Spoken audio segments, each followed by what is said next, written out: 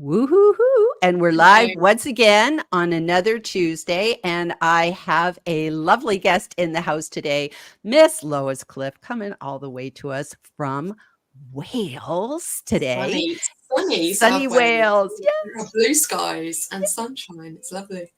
So, Lois, before we get stuck in with our topic, and our topic today, just so we clarify, is getting in shape.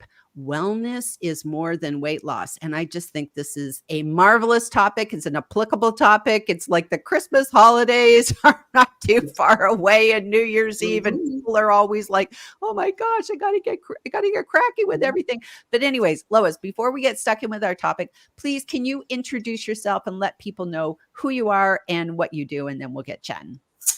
Okay, so I call myself a wellness accelerator, and I have this amazing ADHD brain that's sort of doing a massive bunch of dot-to-dot puzzles all at the same time up here.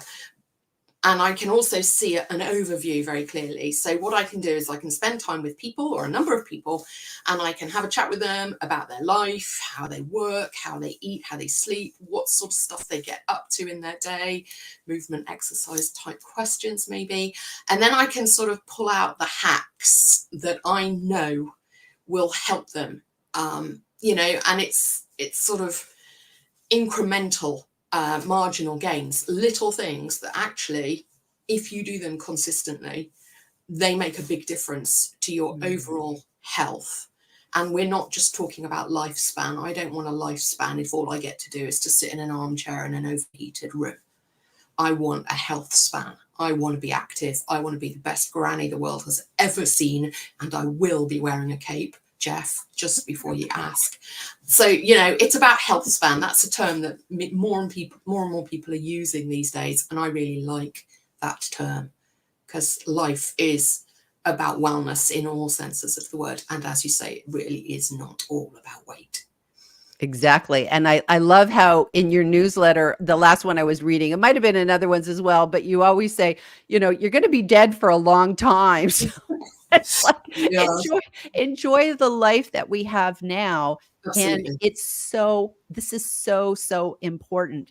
And, there's lots of emotions that can go on with, like there's the wellness that we have within ourselves, which is wellness can be made of many different things: mind, body, soul, spiritual. There's so many different elements to our wellness. So it's not just about, oh, she looks fit. Like that's just like I'm getting in shape. Sometimes that just means I'm referring to, I want to have like, 6-pack abs and, that sort of thing. Yes. But there's emotional elements too about our wellness. And I always remember, I want to just get your impression on this. I always remember Oprah Winfrey struggled with her weight. If I think of somebody who's constantly struggled with her weight in the public eye, it has to be Oprah Winfrey. And I remember she went on some sort of crash diet many years ago, and she lost a ton of weight, and she brought out this wagon, and it was just like it symbolized all the fat she had lost, and that sort of thing. But then she gained it all back, because she was trying to lose weight and not get in shape, and the shame she went through. So she did that great thing, and then she ballsed it all up. Yeah. How shameful. What a terrible human being. Yes. And the culture we live in, gives us messages like that. And, if you just see everybody photoshopped within an inch of their lives on Insta or whatever, you can see where it comes from. I mean, we've known it as yo-yo dieting, haven't we, forever? And it's not wellness. It's not wellness. No, like, I can understand that, like, you could lose weight and you feel better, because to be honest with you, it's like, I need to lose some weight. And you do feel like you're carrying around something that you just wish, oh, if somebody would just unzipper it out, and then I could get on with my day. My fat suit today. Yes, absolutely. Yeah, brilliant. I like that idea. Yeah. But on the other token, because it's not just about losing weight, how many people actually end up dieting and they want the fast fix, they lose a lot of weight, and then they put it on sometimes even more than when they started, which is the whole problem with yo-yo dieting. So, okay, so let's kind of go back and define our terms. So what does wellness mean to you? What does wellness mean to you? Oh, goodness. I covered this in a newsletter a few months ago. And I think for me, wellness is just being able to get out of bed and be clear-headed and have energy and be happy within myself and feel like today is going to be a good day. And even then, sometimes, even if I'm not checking all of those boxes, knowing that I have the resources, if anything is a little bit out of kilter, to change things up.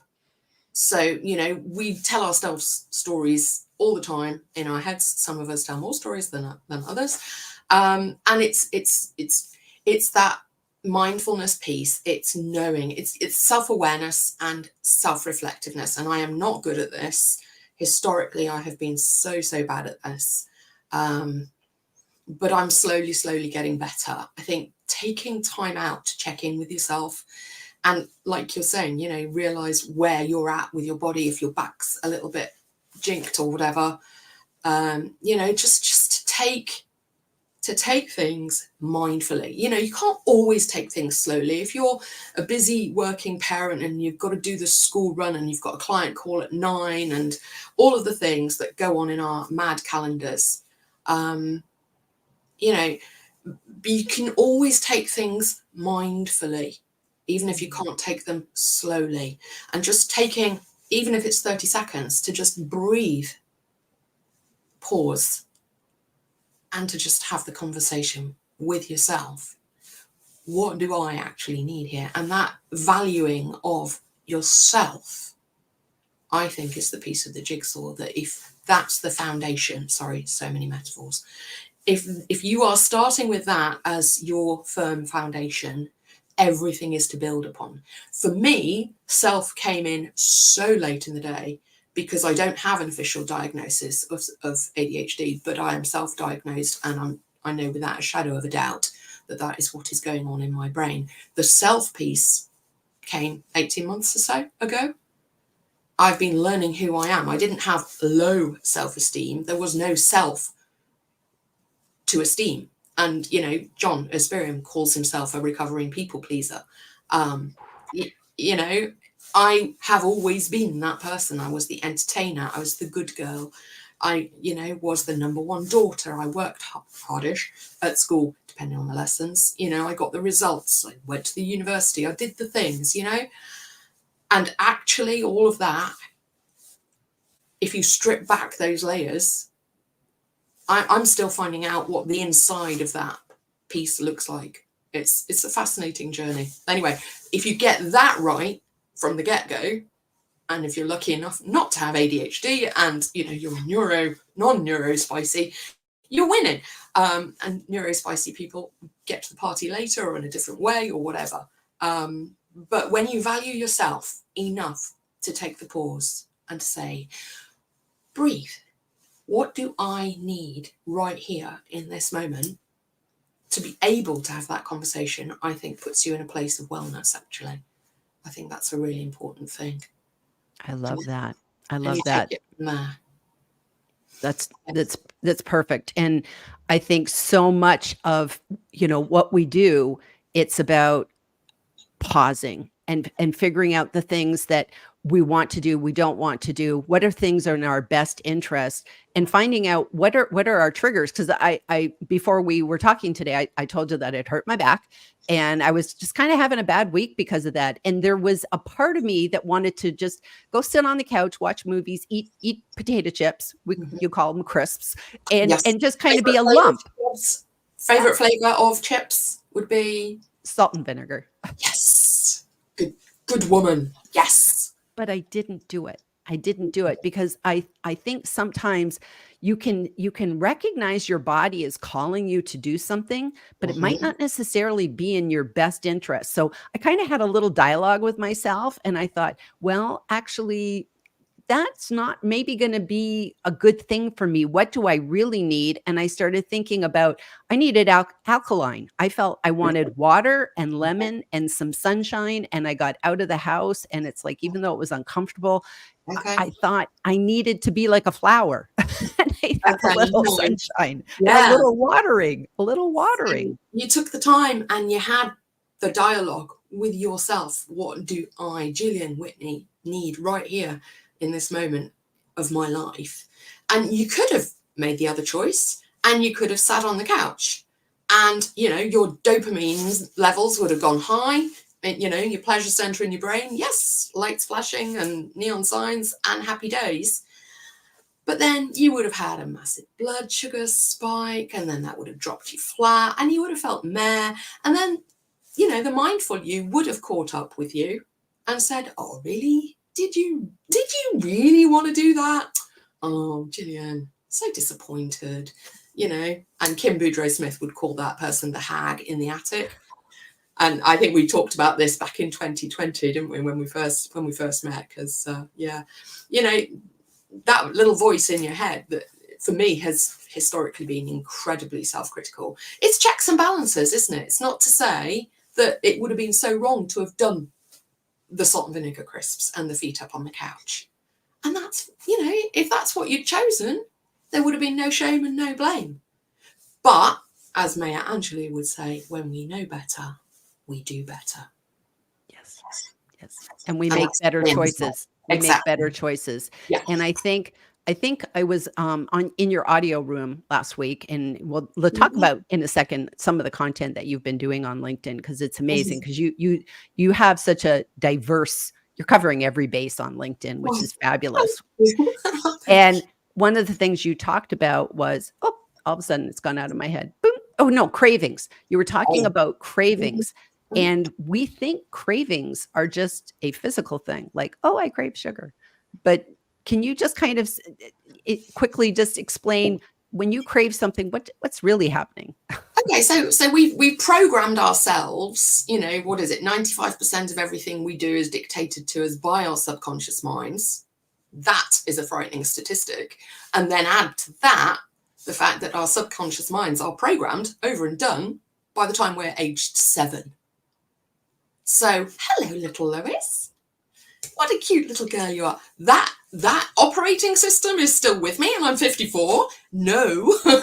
So, you know, long time ago, for various reasons, you know, we learn what gives us pleasure, and we need a dopamine fix. It's just a little chemical, you know, a neurotransmitter that we can create and trigger and get happy jollies from. And if we just, again, being mindful, just listen, think, pause, you know, do something else for a couple of minutes, our brains will just focus on something else. And we don't have to eat the crisps. We don't have to have the glass of wine. We don't have to eat the cola cubes or whatever it may be. We don't have to buy something online. We don't have to go and place a bet at an online bookies or something. You know, it's the same fix that we're getting, whatever it is that we're addicted to. It's exactly the same thing. You know, oh, I would never be a crackhead. Oh, good Lord, no. Actually, we're all junkies one way or another. The trick is recognizing it, knowing when it's happening within you, and doing something about it. Really good book on the subject, Anna Lembke, Dopamine Nation. It's a very good read. Yeah. Did she cover the sort of the dopamine of like the high people can get from when their posts go viral and all that stuff? Because that's another part, right? Yeah, absolutely. Social media. If you don't, you put your heart and soul into that post and it's just totally gone bomb, splat. You know, that's, you know, I mean, for me, it's hard to get stuff done. So I am going through quite a productive phase right now. Who knows why that is? Is that to do with diet? Who knows? But, you know, when you do put hours into something and then it doesn't go anywhere, oh, well, it's just part of the data, isn't it? Because it's not a failure. It's just data, and we can learn from it. True, true. And we can also get probably hooked on the wrong kind of posts because they do well, but they don't necessarily do well for us. But we're just getting the dopamine high of like, oh, if I post this, you know, the selfie or something along those lines, doesn't really help me in my business, but I get a kick of like, oh, everybody likes it. I'll do more of that. I'll do more of that. And then the more you do, the more you need to get the same high. It's like any craving, any addiction. Yeah. So, and you know, it's like a seesaw. You get the Absolutely. high, and then you go flump on the other side. Okay, so let's take a couple of comments, and then I want to come back and I want to talk about your LinkedIn content, because I'm fascinated by that. Okay, so there's lots. Okay, so let's go up to the top. We've got Debbie here. She's in the front row, patiently waiting. I don't know. She must have taken Jeff's seat today. Then we have the lovely John Asperian, who is near and dear to your heart, and he's my mentor. So we share common. Yay, John. Hopefully he's taking care of all the puppies and the chicken today, or the the chickens are down there and they are in their run, and the puppy is up the road at doggy daycare playing with her friends. I love it. Okay, we have Marcia, and she is here, and health is absolute wealth. And that's a fabulous statement, because that is so true. That is so true. Yeah. It's like we think of our money as our wealth, but us, our anybody who has poor health. I have a sister right now who's recovering from a knee replacement, and she says no money in the world is worth what you can have when your body is working. Waiting for your body to like come out on the other end and work again. It's a tough thing. And the really sad thing is that people don't realize that until that is jeopardized. And I have literally, in the last couple of hours, I've written, I wish I'd known this stuff 20 years ago. But when we're young, we don't really care so much about these things, do we? I guess we think we're immortal. We're gonna live forever, right? When you're young. So in essence, would your message be it's never too early, and it's also never too late. So you can't say to somebody, oh, you're 70, you're gonna die in a day anyways. Like, what's the point? You might as well keep eating all that crap. Well, yeah. And I've had that conversation with somebody recently in the last couple of months, and it's really heartbreaking, actually. But I don't want to get the reputation of just being the doom and gloom merchant. And I did accidentally call my mother the angel of death the other day, because she phoned me for the first time in forever, because she doesn't phone me. She waits for me to phone her. She phoned me to tell me about a coach crash on the M53. It's like involving children. It's like, no, I don't need to be traumatized in the middle of my working day. And there's a reason I don't listen to the news. Why did you phone me with this news? Why did you think that was a good thing? So I'm very conscious of always saying sort of desperately miserable things. But, if you know what you know, our cells are actually decaying when we are in utero. Wow. When we are in our mummy's tummies. Wow. Yeah. So hell, let's look after them. And let's just, existentialist philosophy is okay, maybe a bit too much for a Tuesday tea time. But actually, when you realize in the grand scheme of things, what an awesome combination of amazingly symbiotically linked systems you are, just appreciate that thing. Give it some love, and it will love you back, and you can have longer, happier, and healthier lives. That's a win, isn't it? It's an absolute win. It's an absolute win. And, and our bodies are renewing, they're constantly in a state of renewal. So that is the incentive. Yes. It's like, that's the incentive to, it's never too late. It's like people always say, is it too late to still kind of get in on LinkedIn? Is it still too late to build my business? And it's kind of like, okay, here's a timeline of your life. Here's where you die. After that, it's too late. Anytime before that, it's okay. Maybe post before you're 86. But yes, that'd be good. But there's some 9-year-olds. Look at the Queen. Look how long the Queen was rocking it. If she's not an inspiration. Wow. Yes, in many ways. Absolutely. Yes. So we have Niraj here. Always a joy to see Lois and Gillian. So it's lovely there, Niraj. We have Karen. I am Karen from Dutchess County, New York. So I love that. That sounds so British. We're truly international here. This is awesome. We do. And here we go. Wellness. John says wellness is more than weight loss, but I've really enjoyed the weight loss over the past 3 years too. Thanks to Lois. So maybe you could talk a little bit, considering I asked you to talk about content and LinkedIn and all the diversity, but you coached. John was like your kind of case study of He someone was, yes. who Yeah. didn't feel well. And he talks about, he's talked very publicly about his weight loss. So he's okay with us talking not behind his back, in front of his back. Been hinting very strongly that I need to use him shamelessly to further my own ends recently. So yeah, I mean, he was just this lovely man who turned up on my front doorstep in June 2020, literally on my front doorstep. First time we ever met. He schlepped all the way up to Knutsford, and yeah, he was a big chap. And yeah, he's a shadow of his former self. Fortunately, his year 9 humour is not growing less, and that will always be with us, I think. But yeah, I see somebody who's very heavy, and I know that a lot of their systems are failing them, and they are stacking up some nasty dominoes in a nasty domino toppling sort of event, which will kick off at some point in their future. And I did not want that for this lovely, lovely man who was making me so happy. And so I probably was a bit of a pain in the rear end and probably nagged a little bit. Tried not to, but yeah. And he has done so much of under his own steam. He got steps in that he wasn't previously getting in. He dealt with portion sizes.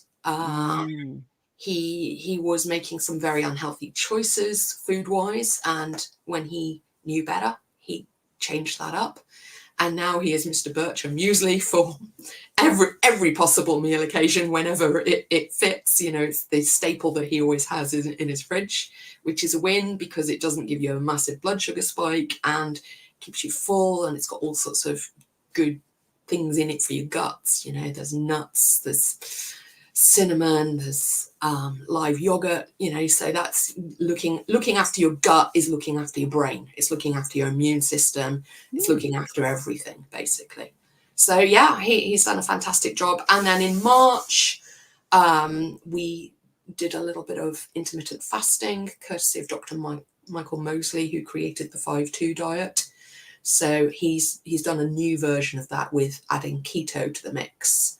So very, very low carbohydrate, which obviously for women, because we have different hormones, is not the best way to eat. It can work.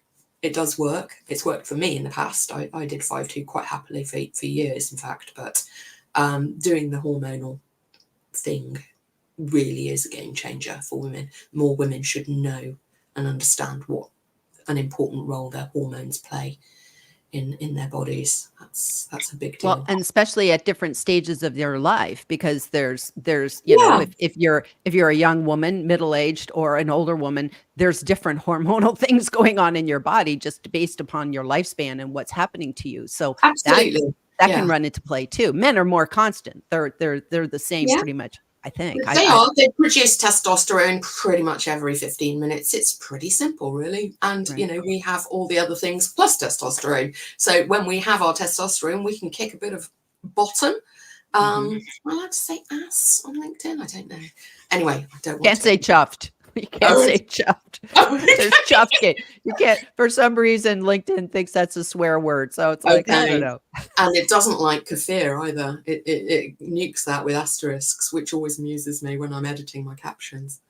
It's like, no, I'm not saying nasty things. I promise. This is just about gut bugs.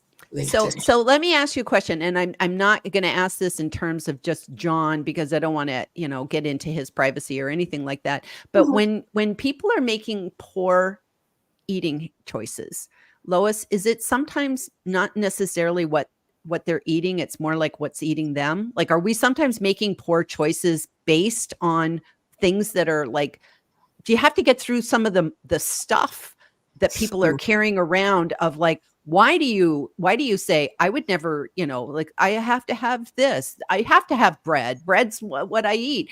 I can't eat bread personally, but I know other people, it's like, I'll die before I give up bread. And it's like, maybe the bread is killing you.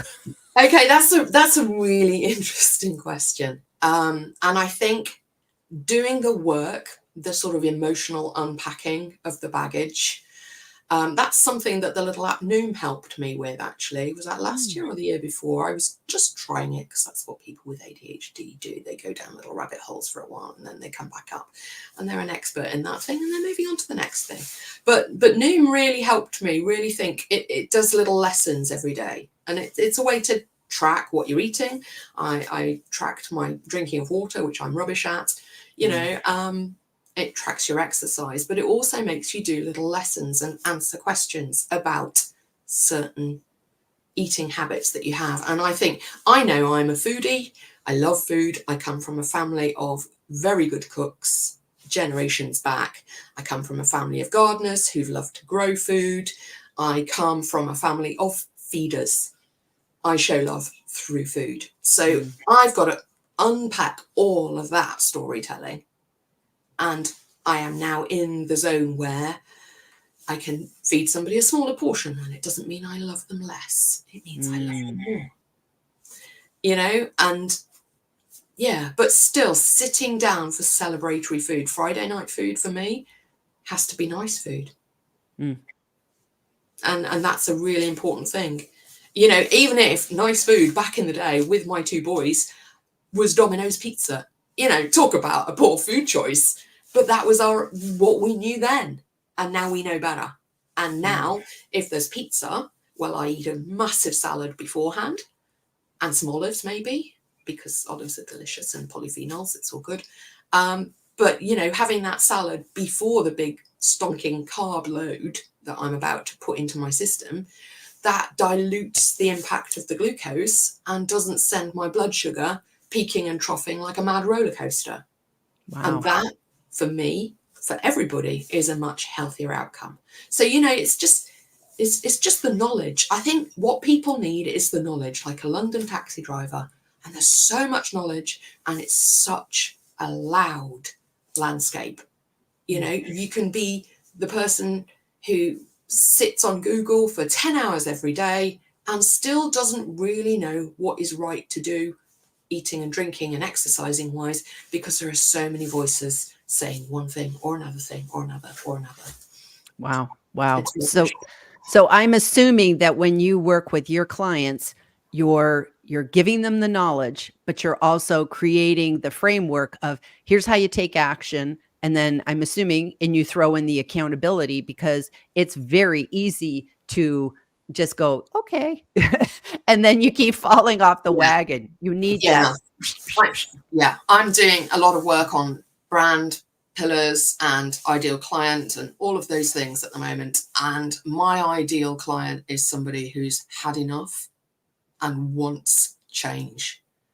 Not somebody who knows there's a problem and they might get around to doing something maybe. No, I'm not interested, really. I actually want, this is going to sound terrible, I want my client to be a version of me. I want my client to come at me with the same energy that I give them, because they've had enough and they want transformation, because that's what I can offer. But you don't get transformation just doing one little thing differently for 30 days. You get transformation by doing 3 lots of one thing differently for 30 days. Do you know what I mean? You can get something life-changing from one thing, doing it differently, consistently, congruently. Okay, because he's in the audience, so you can totally do that, absolutely. And all changes for the better are good things. They will help you be a happier, healthier, older person. They will maybe give you a better death, but that's part of the picture. The other 99% of the picture is, this is life, people. Let's blooming well live it, and let's give it some welly, I have my love it. wellies. They're just there on there. Do you want to see my wellies? I love wellies. I'm going to be very careful because these For the American audience, it means Wellington Boots. Right. Oh, look at those. Sorry about the branding. They're great. They're great. Wellies, there you go. Because wellness is a holistic thing, and full wellness is, bottom line, it's knowing who you are and loving yourself enough to take that pause and to make that conversation in your head happen that gives you the better outcome, rather than the salt and vinegar chips on the couch when you're feeling a bit meh. It's like, no, I am going for a run. And tomorrow it will probably be raining because this is October and it's South Wales. Monsoon season has begun. But I will just bloody well run in the rain. I'm not going to melt. I'm not going to come down with pleurisy. I'm just going to run in the rain. I don't like running in the rain, but I'm going to do it because I've said I will. And I'm the person who says, I'm going to do the thing. I'm going to do the thing. So change, incremental change, all change for the better is a win. Absolutely. But I have just done so much work over the last 3 years. I've done a lot of work actually over the last 3 months, in fact. And I don't know what has changed, particularly whether something has just switched in my mindset. It may be. That's a lot to do with it. But when you know who you are and you know why you are, that means you make good choices for yourself. And I just want to kick ass. And I want to work with people who want to kick ass. That's what I want to do. And I want to work with schools and businesses because I can then help more people. At a bigger scale. Absolutely. You know, this is supersizing your wellness portions at the World Wellness Buffet. It's the only time you can supersize your portions and have more wellness. That's what I do. That's what I am. That's what I do for people. That's perfect. That's perfect. And just to fit in a little bit about the content, because I don't want to get to the end without saying that. I just want to commend you that you have capitalized on all the different formats that you can do on LinkedIn. And I implore everyone, please go take a look at Lois's LinkedIn profile so that you can see how she has taken this one message of wellness, of being a wellness accelerator, and hit every medium, graphic posts, text posts, documents, 30 days of video. You know, I did get super bored, but apparently other people didn't. I'm sorry if you did. And, you know, I feel your pain. But you know what? Not everybody's going to see every video. Yeah. They're going to see one here, one there, because that's just, you know, our attention span and the algorithm and everything else that you can think about it. But it's like you do a newsletter. You do a newsletter. And I'm thinking that was one of the first things you did when you kind of got into this, you know, a while back. And I think you're an excellent case study of taking something that's not a traditional, oh, we're a business platform and we're going to just talk about this. You said, this is my topic. This is what I'm passionate about. This is my mission for the world, my work mission. It's more than a job. It's a mission, and you're broadcasting it in many formats. So that I did it all for you. Is there one favorite thing out of all of that I just talked about? What's your favorite content? What do you like doing the most? Favorite content? Oh my gosh. Gillian, that's a horrible question. So the funny thing about LinkedIn and me is, and John knows this, I use LinkedIn as my accountability partnership. Oh. Because if you have ADHD, you'll do everything for everybody else and you won't do it for yourself. Now, I'm much better at taking my own medicine these days. And I realized that in terms of my brand and my value proposition, it was important for me to walk the walk. And it was hypocritical to talk a talk that I wasn't walking. But my newsletter exists purely and simply because in my head, the story I used to tell myself, this is the answer to your question. This is my favorite thing. My newsletter is me showing up consistently and congruently more than once. That was what it was. I couldn't do it every week. I decided every 2 weeks was my space. And it was me proving to myself that I was not the person who couldn't do something more than twice. And the 30 days of video is LinkedIn doing the same thing for me. And now, I mean, I've been on video with lipstick, without lipstick. You know, I had a bikini on one day because it was so hot. It was ridiculous because I've moved my study from the front, which is sunny. You know, talk about showing up consistently and congruently. Sorry, John. But yeah, the brand colors were in the bikini top. It's all good. But it was too hot for clothes. It really was. But, you know, that's what LinkedIn does for me. And there's a beautiful, beautiful community of lovely people here, of which I am privileged and honored to be part. So thank you. That's wonderful. That's wonderful. Okay. So, sorry we didn't get as many comments today as I had hoped, but my goodness, it was a fabulous conversation. And, you know, I told Lois, I don't come with notes. I don't come with a scripted, okay, we're going to answer this. It's wherever the conversation goes. And I think the conversation went some amazing places today. So if people have any questions for Lois, please, we'll address them later. Both of us will get into the chat.